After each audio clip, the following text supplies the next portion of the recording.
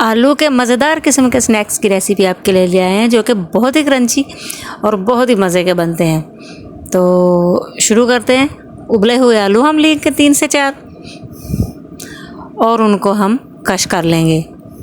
जितने ये बारीक और अच्छे कश हो जाएंगे हमारे स्नैक्स उतने ही मज़े के और फ्लफ़ी से और बहुत मज़े के बनेंगे। ये अंदर से बहुत टेस्टी और फ्लफ़ी से बन जाते हैं और बाहर से बहुत क्रंची होते हैं और बहुत ही मज़े के बन जाते हैं। आलूओं को हमने कश कर लिया है। इसमें अब डालेंगे हम तकरीबन 2 चम्मच इसमें कॉर्नफ्लोर जाएगा। थोड़ा सा हम इसमें नमक डालेंगे। थोड़ी इसमें काली मिर्च जाएगी और इसमें थोड़ा सा हम डालेंगे आमचूर पाउडर।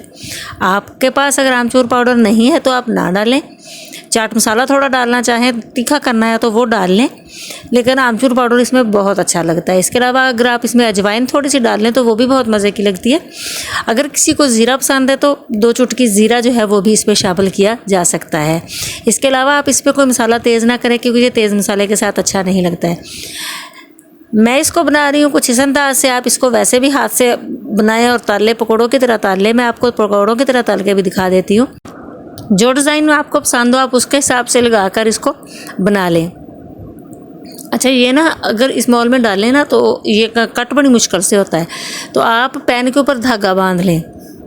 मैं बहुत जल्दी में बना रही हूँ, बच्चों के खाने का टाइम हो रहा है, तो इसलिए मैंने धागा नहीं बांधा है। पैन के ऊपर आप दोनों साइडों पे धागा बांध लें तो धागे के साथ साथ ये कट होता जाता है। तो मैं इसे छुरी के साथ कर रही हूँ क्योंकि ये थोड़ा थिक है, तो इसलिए निकलता ज़रा मुश्किल से होता है। तो इस तरीके से ये वैसे कुरकुरों के स्टाइल में इसका जायका जो है वो ज़्यादा अच्छा होता है। इस तरीके से आप तल लें या पकौड़ों की तरह छोटे छोटे जो है ना वो तल लें, तो बहुत मज़े के बनेंगे। वीडियो को पूरा देखा करें, स्टेप बाय स्टेप फॉलो किया करें ताकि चीज़ अच्छी बने और जायका बहुत अच्छा सा रहे। मेरी आज की वीडियो कैसी लगी ज़रूर बताइएगा। चैनल को सब्सक्राइब ज़रूर कर दें, बेल आइकन भी दबा दें ताकि नई नई वीडियोज़ आप तक पहुंचती रहें। कमेंट ज़रूर कीजिएगा और चैनल को सब्सक्राइब भी ज़रूर कर दें। ये आप लोगों का प्यार होता है, हमारी मेहनत का सिला होता है। और ये भी ज़रूर बताइएगा कि मेरे ये स्नैक्स आपको कैसे लगे।